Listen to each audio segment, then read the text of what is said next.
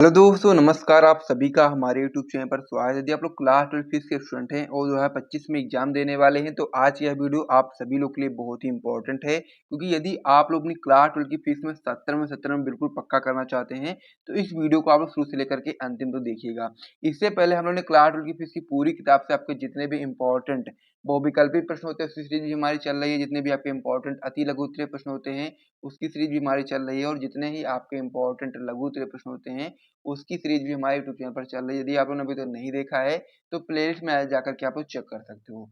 आज हम लोग एक नई सीरीज को स्टार्ट करने वाले हैं, जिसमें हम लोग क्लास 12 फिजिक्स की पूरी किताब से आपके जो सबसे ज्यादा इंपॉर्टेंट लॉन्ग आंसर्स होते हैं, जो कि आपके बोर्ड परीक्षा में हर साल आते हैं, उन प्रश्नों को यहाँ पर मैं आपको क्वेश्चन के साथ में सोल्यूशन भी करवाने वाला हूँ इस प्रकार से। तो इसीलिए आप लोग वीडियो को लाइक करो, चैनल को सब्सक्राइब कर दो। फिर हम लोग वीडियो को स्टार्ट करते हैं। और आज हम लोग जो दीर्घ उत्तरीय प्रश्न की सीरीज का जो पहला वीडियो लेकर के आए हैं, उसमें जो आज हम लोग इंपॉर्टेंट क्वेश्चन करने वाले उसको देखना शुरू करते हैं। पूरा क्वेश्चन मैं आपको बताऊंगा, साथ ही में उसका उत्तर किस प्रकार से आपको लिखना है पूरी अपनी कॉपी में, किस प्रकार से लिखना है, क्या लिखना है, कैसे लिखना है, सारी चीजें मैं आपको बताऊंगा। तो सभी लोग वीडियो को जल्दी से लाइक कर दीजिए, चैनल को सब्सक्राइब कर दीजिए। फिर हम लोग वीडियो को स्टार्ट करते हैं और जो टॉपिक हम लोग आज करने वाले उसको करना शुरू करते हैं। तो ये सारी चीज़ आप लोग समझ गए होंगे, तो चलिए हम लोग स्टार्ट कर देते हैं। और उससे पहले मैं आपको बता दूं कि यदि आपको इस प्रकार से पीडीएफ वगैरह चाहिए तो आप लोग हमारा टॉपर ग्रुप ज्वाइन कर सकते हैं। इसका चार्ज 499 रखा गया है। स्क्रीन पर आपको हमारा व्हाट्सएप में मिल जाएगा, वहां से आप लोग व्हाट्सएप पर मैसेज करके सारी जानकारी ले सकते हैं। तो चलिए अब हम लोग अपने पहले क्वेश्चन की ओर आ जाते हैं। क्वेश्चन क्या आपका हो जाता है? क्वेश्चन आपका हो जाता है, वैद्युत द्विध्रुव की अक्षीय स्थिति में किसी बिंदु पर वैद्युत क्षेत्र की तीव्रता का व्यंजक आपको यहाँ पर ज्ञात करना है। क्या ज्ञात करना है? वैद्युत द्विध्रुव की अक्षीय स्थिति में किसी बिंदु पर वैद्युत क्षेत्र की तीव्रता का व्यंजक ज्ञात करना है। अब यहाँ पर आप समझ लीजिए, सबसे पहले अक्षीय और निरक्षीय स्थिति क्या होती है। अब यहाँ पर दो स्थिति से आपको यहाँ पर वैद्युत क्षेत्र की तीव्रता ज्ञात करनी होगी। इसमें आपकी पहली स्थिति क्या है? आपकी अक्षीय स्थिति है, और अक्षीय स्थिति आपकी इस तरह से होती है, इस लाइन में, और जो आपका निरक्षीय होता है आपका इस प्रकार से होता है। ये चीज आपको यहाँ पर समझना है। तो आपको किसमें ज्ञात करना है? अक्षीय स्थिति में ज्ञात करना है, यानी कि इस वाली स्थिति में आपको वैद्युत क्षेत्र की तीव्रता को ज्ञात करना है, जो कि मैं आपको आगे पूरा डिटेल में समझाता हूँ। इस प्रकार से आपका ये जो आपका डेरिवेशन है, इसका डायग्राम आपका इस प्रकार से होता है। किस प्रकार से होता है? इस प्रकार से डायग्राम होता है। तो सबसे पहले आपको डायग्राम पता होना चाहिए। डायग्राम यदि आपको नहीं पता होगा, आप लोग आराम से इस चीज को समझ नहीं पाओगे। और डायग्राम मैं आपको बहुत ही अच्छे तरीके से यहाँ पर समझाने वाला हूँ, पूरा बना करके। तो इसीलिए सभी लोग वीडियो को लाइक करेंगे और साथ ही में शुरू से लेकर के अंत में देखेंगे, तभी आपको ये सारी चीजें क्लियर हो पाएंगी। और ये बहुत ही इंपॉर्टेंट क्वेश्चन है, आपके बोर्ड परीक्षा में लगभग हर साल क्वेश्चन आता है। तो इसीलिए आपको इसको अच्छे तरीके से समझना है। तो चलिए सबसे पहले इसको डायग्राम को समझते हैं कि जो आपका ये डायग्राम है, इसका वैद्युत द्विध्रुव की अच्छी स्थिति में किसी बिंदु पर वैद्युत क्षेत्र की तीव्रता को ज्ञात करने के लिए, उसके लिए सबसे पहले आपको डायग्राम यहाँ पर पता होना चाहिए कि इसका डायग्राम किस प्रकार से होता है। और फिर डायग्राम से ही ये सारी चीजें नीचे लिखी गई डायग्राम से ही आपको लिखना है। तो सबसे पहले ये डायग्राम को समझते ही पेज को मैं यहाँ पर हटाता हूँ, क्योंकि यहाँ पर तो आप समझ नहीं पाओगे, मैं बताऊंगा भी तब भी आपको अच्छे से समझ में नहीं आएगा। इसीलिए मैं आपको यहाँ पर बना करके अच्छे तरीके से समझाता हूँ। तो इस पेज को यहाँ पर मैं हटाता हूँ, नेक्स्ट पेज लेकर के आ जाते हैं। सबसे पहले क्या बताना है आपको? इसमें आपको बताना क्या है? वायु द्विध्रुव की अक्षीय स्थिति में किसी बिंदु पर वायु क्षेत्र की तीव्रता ज्ञात करने के लिए व्यंजक आपको बताना है। सबसे पहले आपको क्या बताना है? सबसे पहले आपको बनाना है क्या? वायु द्विध्रुव बनाना है। तो आप लोग जानते हैं वायु द्विध्रुव आपका इस प्रकार से होता है। किस प्रकार से होता है? इस प्रकार से होता है। ये क्या हो गया? आपका वायु द्विध्रुव हो गया। ठीक, आपका वायु द्विध्रुव हो गया, जो कि आपका -q और +q आवेशों से मिलकर के बना होता है। अब इसको हम लोग नाम दे दें। क्या नाम दे दें? इसको हम लोग ए नाम दे दें, इस पॉइंट को। इस पॉइंट को हम लोग बी नाम देते हैं, इस प्रकार से। ठीक है।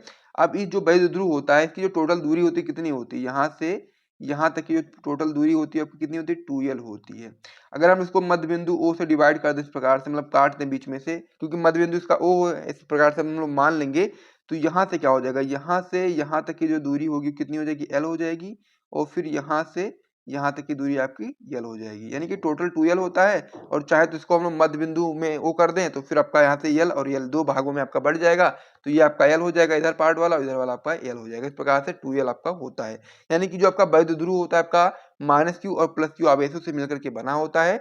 और उसके मध्य बिंदु यदि हम लोग ओ मानेंगे तो इसका टोटल दूरी तो 2l होती है। इसको हम लोग l और l दो भागों में डिवाइड कर देंगे इस प्रकार से, क्योंकि ये चीजें जरूरी है। आगे आपको यह समझ में आ जाएगा। कैसे आएगा ये समझते हैं। अब आगे आपको क्या करना है? अब आगे आपको यहाँ पर मध्य बिंदु O है, जो आपका मध्य बिंदु O है, इससे r दूरी पर, यानी कि जो मध्य बिंदु O है इससे r दूरी पर, यहाँ पर कोई मान लीजिए आप बिंदु P है। ठीक है, इससे r दूरी पर, यानी कि यहाँ से आप इस प्रकार से दूरी ले लो, तो यहाँ से लेकर मध्य बिंदु O से यहाँ तक की इसको हम लोग आर नाम दे देते हैं। आर दूरी पर कोई बिंदु आपका पी है जिस पर हम लोग को क्या करना ज्ञात करना है, वैद्युत क्षेत्र की तीव्रता को ज्ञात करना है। तो जब आप लोग E1 यानी कि कह सकते हो आप लोग जो प्लस क्यू आवेश के कारण बिंदु पी पर वैद्युत क्षेत्र की तीव्रता को ज्ञात करोगे तो उसकी जो दिशा होगी वो दूर की तरफ होगी इस प्रकार से। इसको हम लोग नाम देते हैं E1, ठीक है। और जब आप लोग ई यानी कि आपका जो माइनस क्यू आवेश है, माइनस क्यू आवेश के कारण जब बिंदु पी पर वैद्युत क्षेत्र की तीव्रता को ज्ञात करोगे तो इसकी जो दिशा होगी वो आपकी इसी ओर होगी इस प्रकार से। इसको हम लोग नाम देते हैं E2। इस प्रकार से आपका ये हो गया है। अब हम लोग आगे बढ़ते हैं, इसको मैं समझा देता हूँ आपको यहाँ पर। इस प्रकार से हम लोगों ने सबसे पहले क्या बनाया था, सबसे पहले हम लोगों ने बनाया वैद्युत ध्रुव जो कि आपका माइनस क्यू और प्लस क्यू आवेशों से मिलकर के बना होता है, जो कि आपका टोटल 2L होता है। उसका मध्य बिंदु यदि हम लोग O मान लेंगे तो आपका L और L दो भागों में यहाँ पर बढ़ जाएगा, ठीक है। फिर आपका मध्य बिंदु O से R दूरी पर कोई बिंदु आपका P है जहां पर हम लोग को वैद्युत क्षेत्र की तीव्रता को ज्ञात करना है, ठीक है।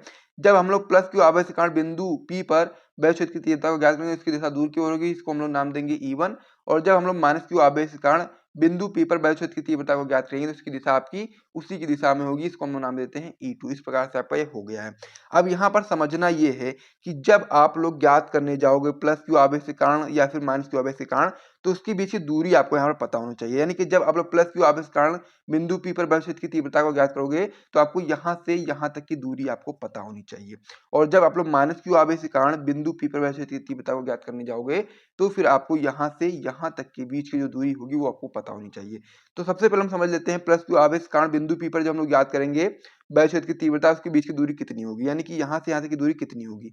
अब आप लोग जानते क्या है, आप लोग जानते हैं कि यहाँ से मध्य बिंदु O से यहाँ पर P तक की दूरी कितनी है, आपकी टोटल R है। तो यदि आप लोग R में से ये वाला L माइनस कर दोगे, यहाँ से यहाँ तक का जो L है इसको माइनस कर दोगे R में से, तो फिर क्या हो जाएगा, ये इतना निकल जाएगा इतना पार्ट, फिर यहाँ से यहाँ तक का पार्ट बच जाएगा। तो क्या हो जाएगा इसकी दूरी R माइनस L, यानी कि जब R में से आप लोग L को घटा दोगे तो यहाँ तक की दूरी मिल जाएगी। तो ये आपका पहला होगा प्लस क्यू आवेश के कारण जब आप लोग ज्ञात करोगे तब। और जब आप लोग माइनस क्यू आवेश के कारण बिंदु P पर वैद्युत क्षेत्र की तीव्रता को ज्ञात करोगे तो आपको यहाँ से लेकर के यहाँ तक की दूरी पता होनी चाहिए, ठीक है। तो यहाँ पर आप लोग जानते हैं कि आपका यहाँ से यानी कि बिंदु P से मध्य बिंदु O तक की दूरी कितनी है, R है। और उसी में यदि हम लोग ऐड कर दे कितना, ये वाला L, आधा जो L है इसको ऐड कर देंगे तो फिर आपका यहाँ से लेकर के यहाँ तक की टोटल दूरी आ जाएगी।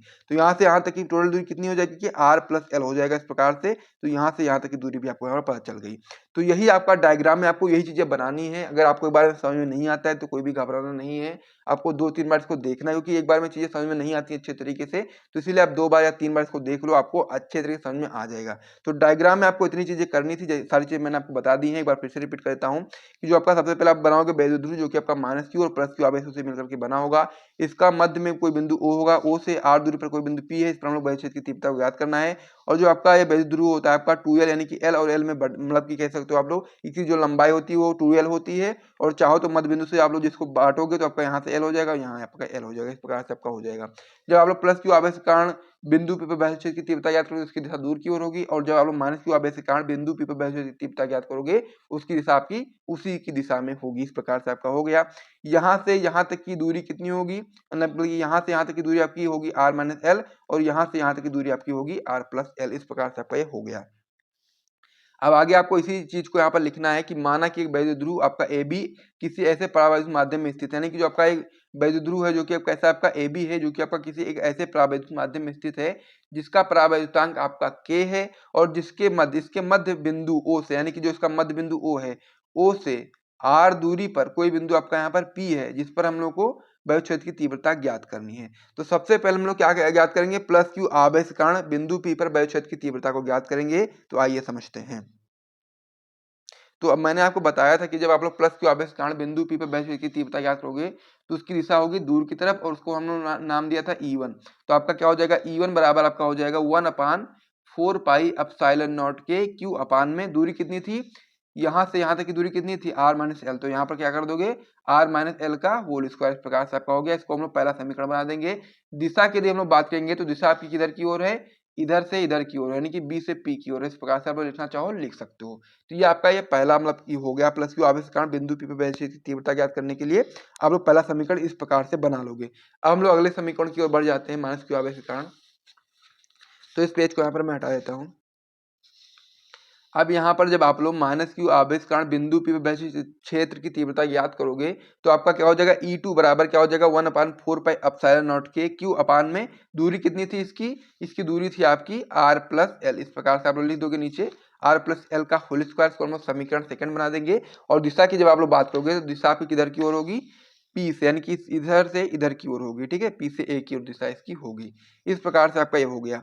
अब इसका क्या करोगे आप लोग, इसको आप आगे बताओगे कि बिंदु P पर परिणामी वैद्युत क्षेत्र की तीव्रता ज्ञात करने जाओगे तो यहाँ पर देखोगे जो E1 है E1 E2 से बड़ा है, तो इसीलिए आप लोग E बराबर क्या कर दोगे E1 माइनस E2, यानी कि E1 में से E2 को माइनस कर दोगे। तो आपका इस प्रकार से आपका हो जाएगा। सबसे पहले आप लोग लिखोगे क्या E, फिर आप लोग यहाँ पर लिखना है E1 का मान। तो E1 का मान कितना था, E1 का मान आपका था 1/4 पाई के क्यू अपान में r माइनस एल का होल स्क्वायर। तो E1 की जगह पर आप लोग यही चीज लिख दोगे 1/4 पाई के क्यू अपान में r माइनस एल का होल स्क्वायर। इस प्रकार से आपका E1 का मान हो गया। फिर आपको यहाँ पर E2 का मान लिखना है। तो E2 का मान कितना है 1/4 पाई के क्यू अपान में r प्लस एल का होल स्क्वायर। तो वही चीज उठा करके आपको यहाँ पर लिख देना है। अब यहाँ पर जो भी चीजें आपको कॉमन मिल रही है उन सभी चीजों को कॉमन निकाल लेना है। तो कॉमन क्या हो जाएगा, ये आपका जो दिया गया है 4 पाई के ये आपका कॉमन है और क्यू इन दोनों में कॉमन है। तो इस प्रकार से आपका हो जाएगा ई बराबर क्यू अपान में 4 पाई के, और अंदर क्या बचेगा आपका 1 अपान में आर माइनस एल का होल स्क्वायर, और फिर माइनस में आपका R 1 upon R plus L का होल स्क्वायर। इस प्रकार से आपका ये हो जाएगा। उसके बाद क्या करना है आपको, यहाँ पर आइए समझ लेते हैं।